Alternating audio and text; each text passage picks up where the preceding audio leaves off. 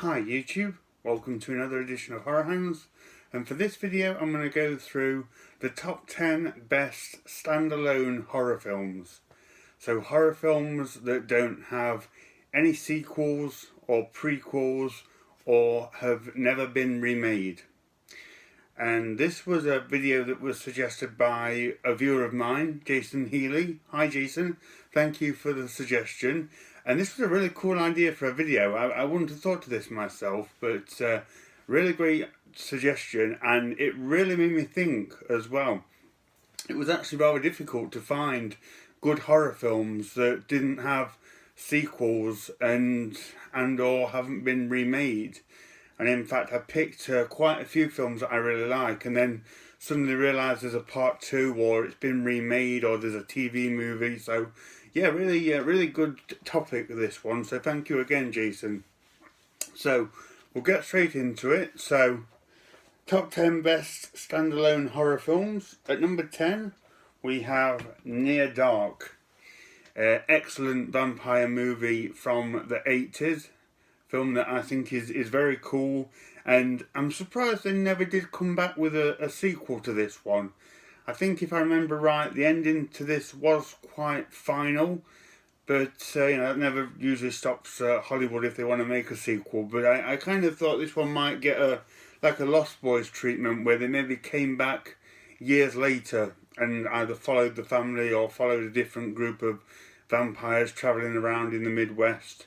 But alas, we never got that. But this is a really cool standalone film, and in a way I kind of like that that's the case, because that family of vampires was really cool. Lance Hendrickson, Bill Paxton and the rest of them did a great job at playing that vampire family. So I don't know how they could have followed it up effectively. But this is I've always thought this to be a really cool film. So number 10, we have Near Dark.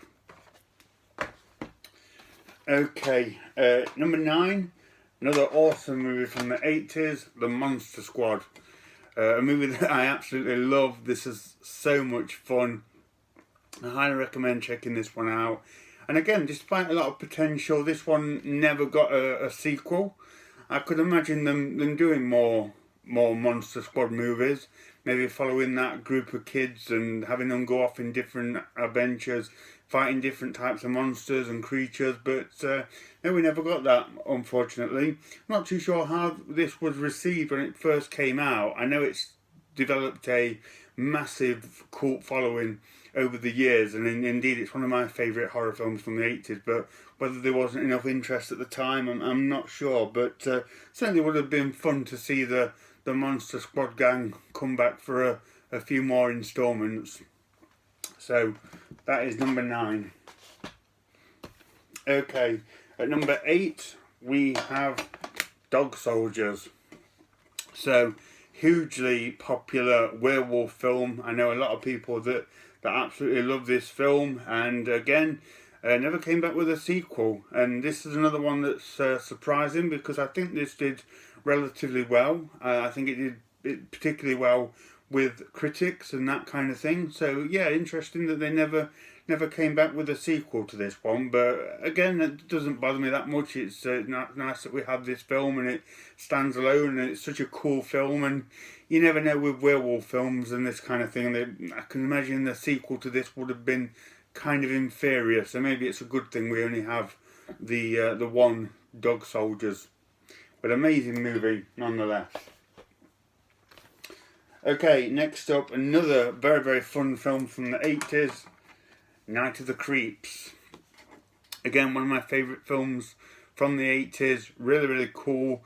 I think there was potential to maybe do a bit more with this. Maybe come back to the school, maybe there's another invasion of the creep monsters. I don't know, but I think they could have done more with this one. But again, this one was so good. They did everything right. I don't know what a sequel would have been like, whether that would have been a bit inferior. I don't know. It's hard to imagine a Night of the Creeps sequel, but it is a movie that, like I say, I absolutely love. Great standalone film. Unfortunate that we never got any decent sequels to this one, but I'm just happy to watch the original over and over again. So that's that one. So 10, 9, 8, 7. Number 6, we have Tenebrae. One of my favourite, if not my favourite, Dario Argento movies. I really love Tenebrae. I love the story of the murders taking place and mirroring what happens in the book that the author is trying to promote. It's a really cool storyline. There's some great death scenes in this, and the camera work in this is something else. The camera work in this is incredible. And yeah, we never got a Tenebrae 2. And I was thinking, actually, there's very few, unless I'm wrong, there's very few Dario Argento movies that do garner any kind of sequel. I know we've had the remake of Suspiria, but they don't tend to get many sequels or remakes, which is a good thing, really. I think it's very difficult to emulate Dario Argento's style, and with a lot of his films, Tenebrae included, I don't even know how you would pitch a part 2 to those movies. So Tenebrae is an excellent film, stands alone, but I think that's fine. I think it's more than enough on its own. Okay, number 5. Okay, number 5, we have Deep Rising. One of the most underrated films I think I've ever seen. This is an excellent action horror movie that more people should see and that should get more praise. So yeah, this one, a group of hijackers, they hijack this giant luxury cruise liner, but when they get on board, they find out nobody's there. It's deserted, and the cruise liner has been attacked by something else, and we'll leave it there. But like I say, this is a fantastic film, and I've always pondered why this has never got more reception when it came out. And I did a bit of research into the film, and I think the main reason was Titanic. So Titanic came out in 97, this came out in 98, and Titanic dominated the box office for about 3 years, I think, and no other film got a look in. But films would particularly struggle if they were set on a boat. So any kind of story, anything that took place on a boat, on an ocean liner, didn't get a look in. Titanic was already there, doing its thing. So Deep Rising, it just sank, no pun intended, and sort of immediately just went into obscurity. I remember my dad first getting this when it first came out, and I think without him getting it and me watching it when it was still new, I didn't think I would have come across it. But yeah, it is an awesome film, Deep Rising. More people should watch it. No sequel ever came along. I don't think it did well enough for that, but it is a really cool action horror movie. So I wanted to put that one on the list. Okay, number 4, we have They Live. John Carpenter's They Live, about aliens subliminally taking over society.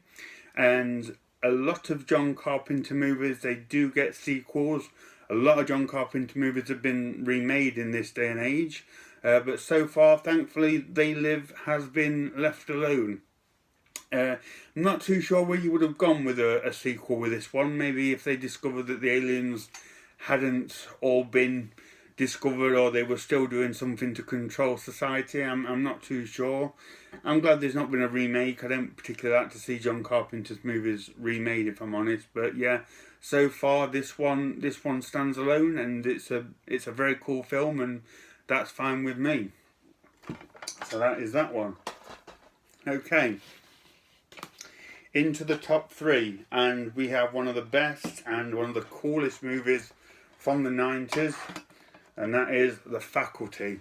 This is such an awesome film. I was actually talking to a friend of mine at work, my friend Martin, and I was saying I want to do a video on horror films that have never had a sequel or anything, and he immediately said The Faculty, and I was like, yes, that's going on the list. And yeah, this is such a cool film.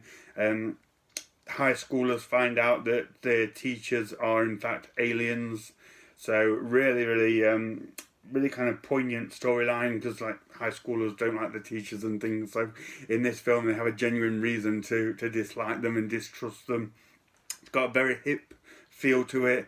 Great cast: Josh Hartnett, Robert Patrick, Piper Laura's in it. Usher pops up in this. And yeah, such a really cool film. Never did a sequel to it. That's fine with me. I don't think a sequel to The Faculty would have been very good and would have done anything. I like that this one stands alone, and this is a cool testament to 90s horror and a great film to go back and watch if you want that late 90s nostalgia. So number 3 is The Faculty. Okay, at number 2 we have Dead Alive, aka Brain Dead. So Peter Jackson's gore-filled movie. This is an absolutely fantastic film. I could have picked this or Bad Taste. I just think Brain Dead, Dead Alive, I think it has a slightly more better production than Bad Taste. I would have loved to have seen Peter Jackson make a sequel to this, or Bad Taste, or do more of these gore-filled movies. As we all know, he went on to Hollywood and did bigger things. I won't say bigger and better things, but he did bigger things.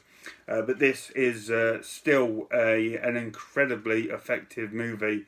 Very funny, very gory, very entertaining. I think a sequel would have worked for this, especially if Peter Jackson would have carried on with it. I didn't think he was very strong when he made these kind of movies. As ridiculous and over the top as they are, there's a lot of filmmaking merit to them. So I can't imagine Peter Jackson dropping the ball if he'd have done another one of these movies. But yeah, we never really got another film like this from Peter Jackson. Never got a sequel, but in terms of gore, gosh, this is more than enough. This one will blow you away if you've not seen it. So that is number 2.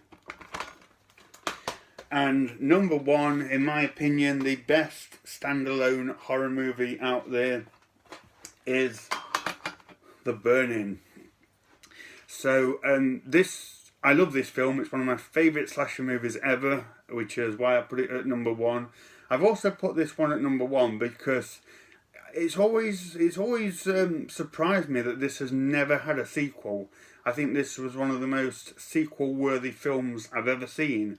It was a slasher film. It came out in the early 80s, you know, when a lot of slashers were getting sequels. Halloween was taking off. Friday the 13th had just started. It was not uncommon for sequels and horror films, for horror films to get sequels at that time.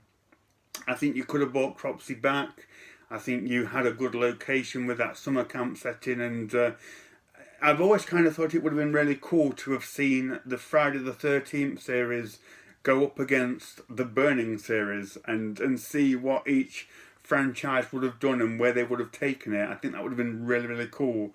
But unfortunately, for whatever reason, we never got a sequel to The Burning, and maybe even more surprisingly, we've never got a remake of it. I keep waiting to hear that there's going to be a remake of The Burning. I'm surprised they've not done it yet. I don't particularly want to see it because I do love the original. But yeah, surprised there's never been a remake of this movie. But yeah, it's a film that I absolutely love. So that is my top 10 best standalone horror films. So let me know what you think of that, guys. Let me know if I've missed any, and if there's some great horror films out there that don't have any sequels. Let me know if I've got anything wrong as well, because I won't put it past myself for perhaps forgetting that one of these does have a long lost sequel. You never know with my memory. So thank you very much for watching, and stay tuned for more videos.